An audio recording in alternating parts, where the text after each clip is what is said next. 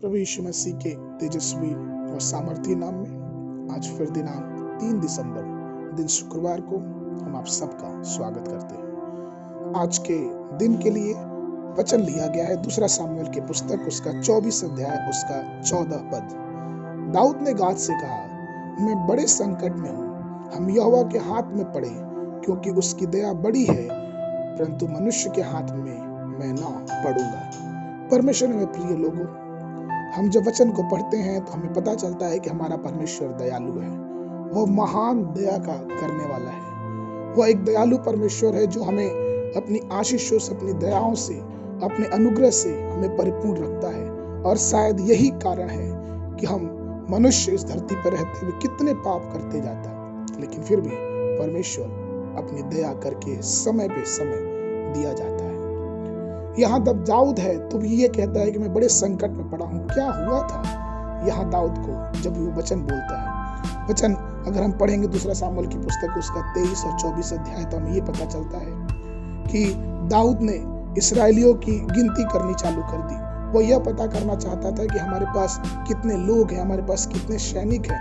और यहाँ तक कि उसके सेनापति ने उस बात के लिए उसको मना किया कि नहीं, हमें ऐसा नहीं करना चाहिए, लेकिन फिर भी दाऊद का निर्णय दृढ़ रहा। योआब ने उससे कहा कि हे राजा, हम क्यों इस गणना को करते हैं? लेकिन दाऊद ने जब गणना करने की ठान ली तो वो जनगणना करने लगा। वो यह देखना चाहता था कि उसके पास कितनी सेना है, वो कितने बड़ी सेना के साथ युद्ध कर सकता है। दूसरे शब्दों में अगर ये बोले तो उसका ध्यान परमेश्वर की दया से हटके, परमेश्वर के अनुग्रह से हटके, परमेश्वर की सुरक्षा से हटके भौतिक सैनिकों की ताकत पे उसका ध्यान जाने लगा। और परमेश्वर की दृष्टि में यह एक पाप माना गया। और जब परमेश्वर ने इसको देखा कि दाऊद किस प्रकार से जनगणना करा रहा है, तो उसने दाऊद से कहा कि मैं तुम्हारे सामने, चूंकि तुमने ये काम किया है, तो मैं तुम्हारे सामने 3 विकल्प रखता हूँ। दाऊद के सामने रखा गया कि तुम चुन लो तुम्हें क्या चाहिए, क्योंकि तुमने ये पाप किया है, तुमने मेरे लोगों की जनगणना कराई है, तुमने ये देखा है कि तुम्हारे पास कितने सैनिक हैं और किस प्रकार के कुशल सैनिक हैं, इसलिए तुम्हारे सामने 3 विकल्प रखे गए हैं और तुम चुनो कि तुम्हें किस विकल्प, किस दंड को तुम्हें चाहिए।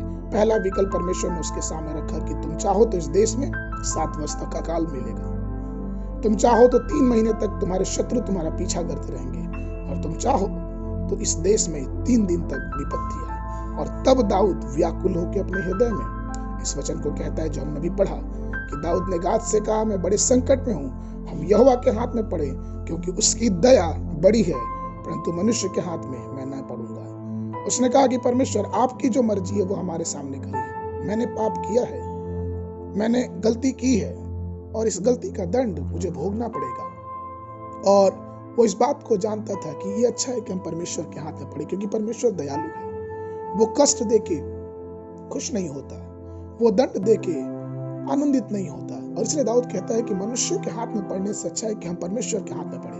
और इसलिए विलाप गीत का लिखने वाला कहता है, विलाप गीत की पुस्तक उसका 3 अध्याय 22 और 23 पद, हम मिट नहीं गए, यह यहोवा की महाकरुणा का फल है, क्योंकि उसकी दया अमर है, प्रति भोर वह नई होती रहती, तेरी सच्चाई महान है। वास्तव में मेरे प्रिय लोगों, परमेश्वर हमें दंड देता है। परमेश्वर जब उसके मार्गों से बिखर जाते, उसके मार्गों से मुड़ जाते और अपनी मनमानी करते हैं, तो हमें दंड देता है।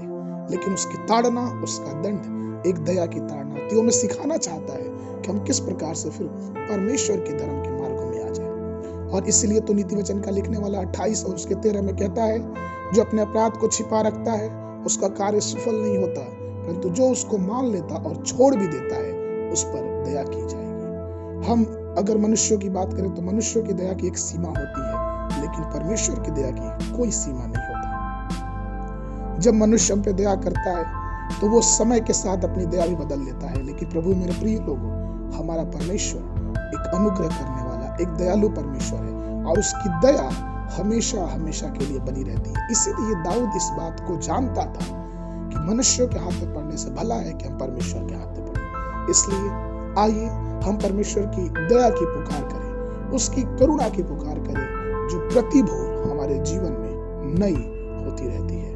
व्यवस्था विवरण का लिखने वाला कहता है उसके 4 और उसके 31 पद में, क्योंकि तेरा परमेश्वर यहोवा दयालु ईश्वर है और तुमको ना छोड़ेगा और ना नष्ट करेगा, और जो वाचा उसने तेरे पितरों से शपथ खाकर बांधी है उसको नहीं भूलेगा। परमेश्वर हमारे बाप दादों के किए हुए वादे को हमारे जीवन में पूरा करता है, लेकिन अगर हम उसके रास्तों से भटक रहे हैं तो ये जरूरी है कि हम प्रभु की दया की मांग करें, अपने जीवन में उसके दया को, अपने जीवन में उसके अनुग्रह को ग्रहण करें और उसके धर्म के रास्ते पे चलते रहें, और परमेश्वर हमें कभी त्यागेगा नहीं। आज के मनन के लिए जो पद है वो लिया गया भजन संगीत 123 उसका दूसरा पद इस प्रकार से कहता है, देख जैसे दासों की आंखें अपने स्वामियों के हाथ की ओर और जैसे दासियों की आंखें अपने स्वामिनी के हाथ की ओर लगी रहती हैं, वैसे ही हमारी आंखें परमेश्वर यहोवा की ओर उस समय तक लगी रहेंगी जब तक वह हम पर अनुग्रह न करे। परमेश्वर आप सबको आशीष देवे।